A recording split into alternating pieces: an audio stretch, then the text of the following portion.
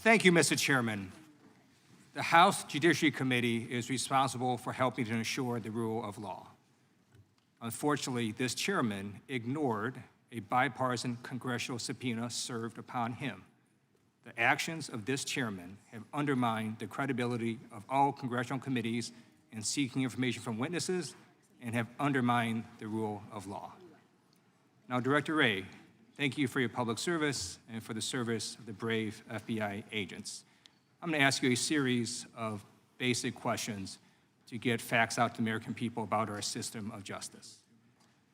Trump advisor Roger Stone was convicted in a federal court, correct?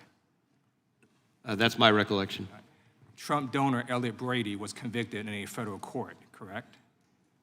Also my recollection. The Attorney General at the time for those two convictions was Bill Barr. Which president nominated Bill Barr for Attorney General? President Trump. Trump's former lawyer, Michael Cohen, was convicted on two separate occasions in a federal court, correct? I believe that's correct. The Attorney General at the time for Cohen's second conviction was Matthew Whitaker. Which president appointed Matthew Whitaker as acting Attorney General? President Trump. Okay. Trump's former campaign chairman, Paul Manafort, was convicted in a federal court, correct? Yes.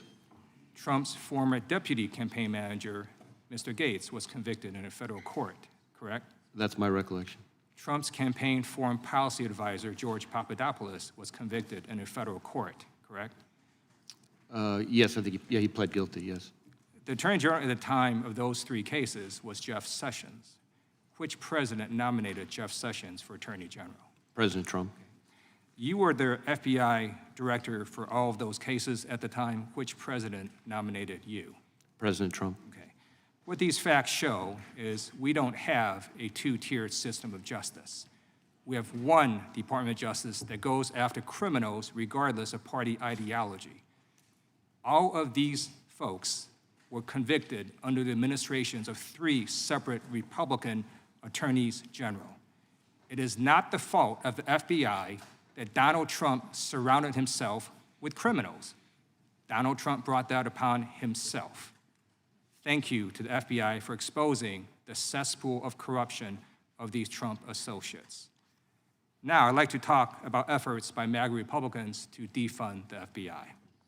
I think it'd be useful for the FBI to explain to American people what your missions are and how critical they are. So, again, a series of basic questions. The FBI's mission includes counterterrorism, correct? Yes. Okay. And that means the FBI works to stop terrorist attacks on American soil, right? Yes. Okay. The FBI's mission also includes counterintelligence, correct? Yes. And that means the FBI works to stop espionage of American companies and organizations. Is that right? Yes. Okay. The FBI's mission includes stopping cybercrime, right? Correct. The FBI's mission includes stopping public corruption, right? Correct. The FBI's mission includes stopping weapons of mass destruction from being detonated on American soil, right? Yes, we work with others on it, but yes. The FBI's mission includes going after organized crime, right? Yes. You go after violent crime, correct? Yes. You also go after white-collar crime, right? Yes. The FBI's mission also includes going after child sex trafficking, correct? Yes. Okay.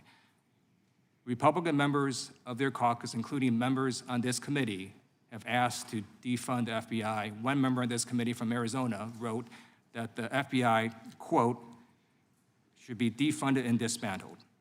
What would happen if the FBI was defunded and dismantled?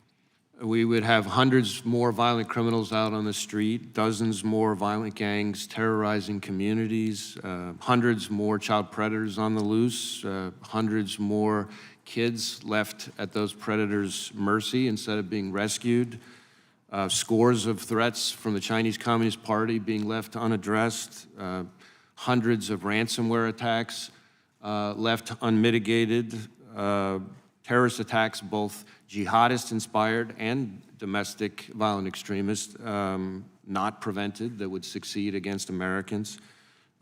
Single seizures of fentanyl.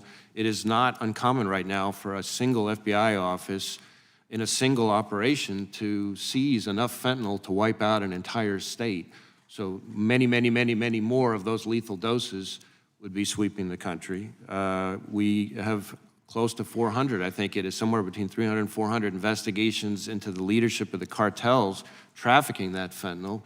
So you would have a significantly greater threat from the southwest border from the cartels. So those are just a few things that would happen. Ultimately, the people most hurt by some ill-conceived effort to defund our agency, the people most hurt are the American people that live in every district represented on this committee. Thank you, Director Wray, Time and the FBI agents for gentleman protecting has expired. Americans. Gentleman from California, Mr. Kiley is recognized. Good morning, Director Wray.